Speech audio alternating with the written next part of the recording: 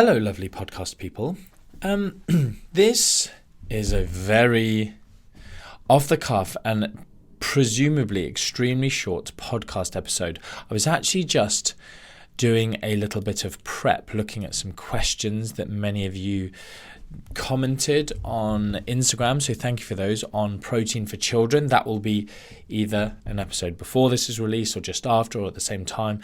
I didn't want this, what will perhaps come across as a bit of a rant, to take me off topic. I know how much some of the people on YouTube get upset by that. It's amazing, isn't it? Oh, let me tell you what I think about how you run your free podcast where you don't have advertising or sell me anything. My goodness, time out of their day to say that. So,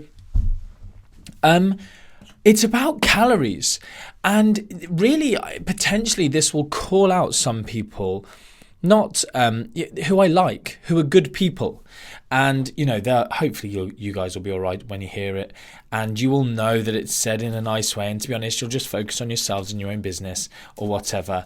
But it's this idea of, oh, you shouldn't eat too few calories. You low calories bad.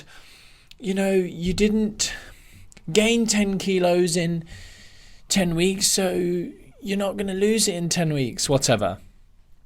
I mean, no one ever says that. It's much more extreme examples than, one meal didn't fix things, so one meal didn't break things, and therefore one meal's not going to fix it, whatever. So it's just this idea of around calories, and more often than not, the people I've just described there are not who I'm talking about. It's more often than not people like non-diet people, anti-diet people, the whole, just kind of the nutrition realm people who have gone off the social justice deep end. I see so many of these people who found out about intuitive eating, found out about the fact that, oh my goodness, it becomes harder to lose weight as you lose weight. Oh my goodness, lots of people seem to regain weight. And therefore just took this idea of like, no one should ever intentionally lose weight.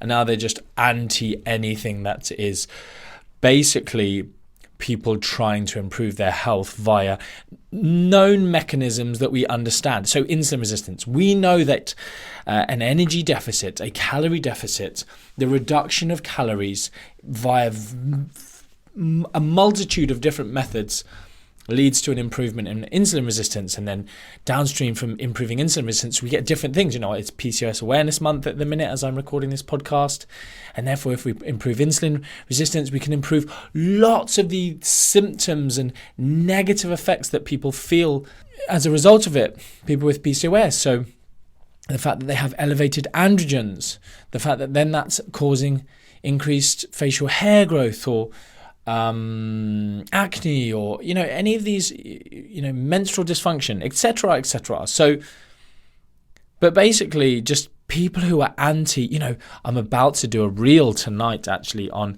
some gimp who's gone, basically they've put glasses on and then not had glasses on, and it's like a doctor going, oh, you should be in a calorie deficit, you should eat 1,200 calories. And it's like, oh my goodness, that sounds awfully restrictive. And then they go back and it's like, well, you've got no willpower.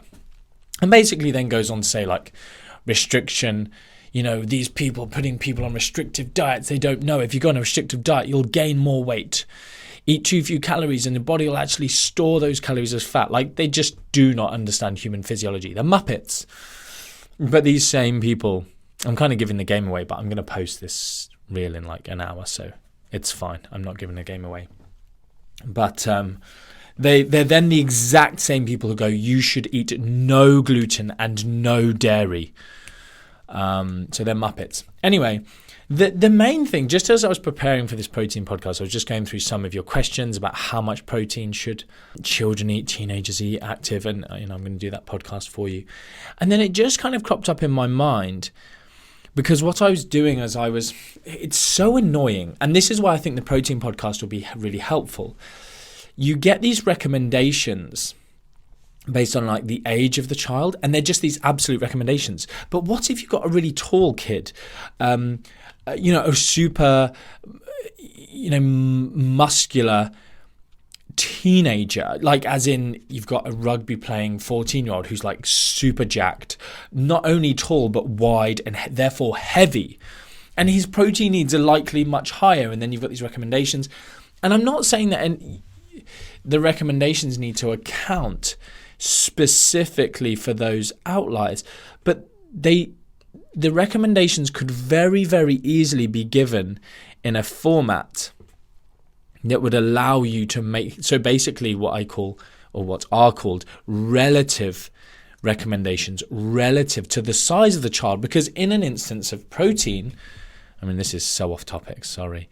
This isn't going to be as short as it should have been. But relative to the size of your child, like protein is something that is really, our needs for it are relative to the size.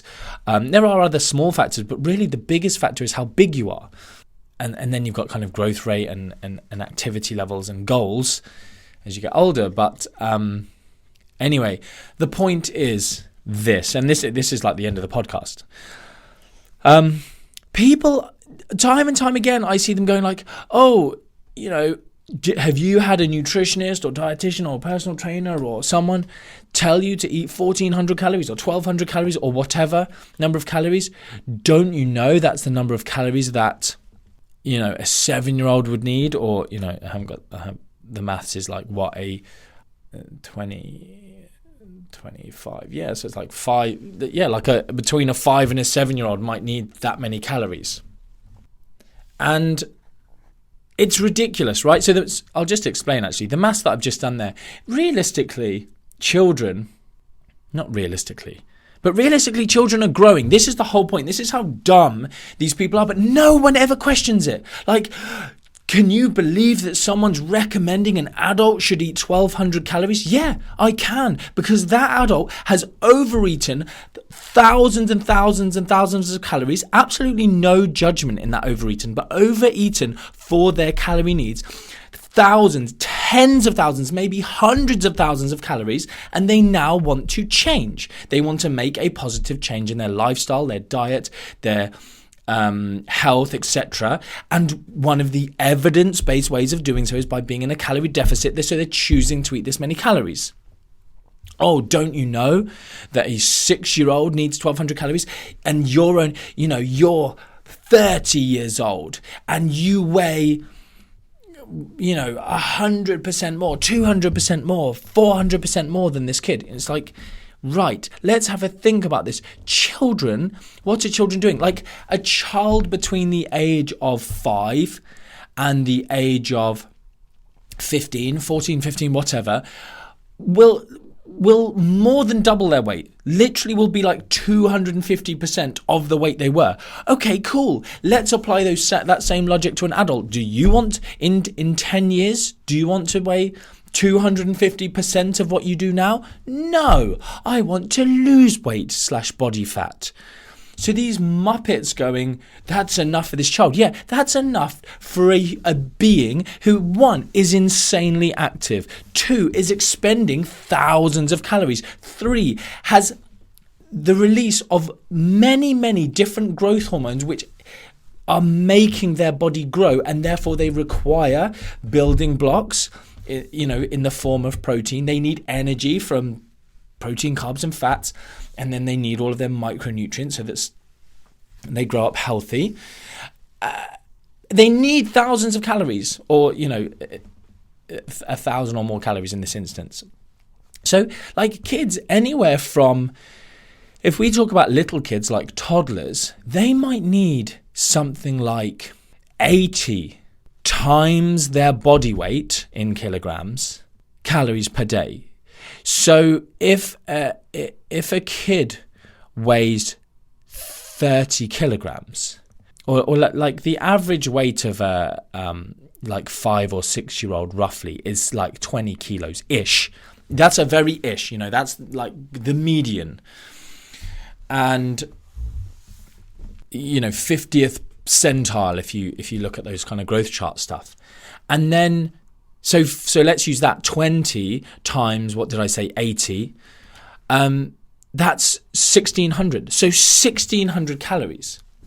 And it might not be that high, but and it does depend on activity levels and these things. But this is where this factor of like, oh, a 5-year-old, a 6-year-old, a 7-year-old might need this many calories. But the whole point is like, and those figures are from like 1 years old, 1, 2, 3, 4, 5, 6, 7 years old. These kind of ranges, 60 to 90, whatever calories per kilogram body weight needs. But it's ridiculous. Like, they're growing, they're running about all the time. They never stop moving.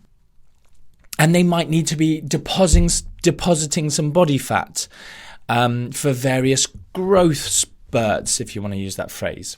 But when you're an adult, it's even like your brain development is occurring and is energy expensive, and like the rate of learning for a child versus us when you're fully grown is hugely different, and hugely different energy needs. So anyway, it's just ridiculous. Stop it. That's really just what this was, just a little rant. And I suppose I'm just encouraging critical thinking. Like, when you see that, you might go, oh yeah, that is right. Like, my 7-8-year-old is having this many calories, or I saw this on a pamphlet. Maybe that's not right for an adult. And of course, it's potentially too few calories for you to maintain your body weight. But what if you want to lose body fat? That's the reason lots of people are dieting. And ideally, they would eat a very nutritious diet in those few calories, and maybe supplement with some micronutrients if possible. And if they're aggressive dieting, they're only doing it for a very short period. It's not for life, living and growth, in their pubertal or pre-pubertal years. Anyway, rant over. Next time you see a Muppet from this non-diet cult, anti-diet cult, anti-intentional weight loss, when people are trying to make positive changes with their lifestyle cult, when they say, 1,200 calories is enough for a small child, maybe you can remind them that those children are gaining hundreds of percent body weight, and an adult probably doesn't want to be doing that. Anyway, that's it. It's simple as critical thinking. Don't be a Muppet. Eating lower calories when you're trying to diet is a necessity. Unfortunately, there's no magic involved in this, sadly.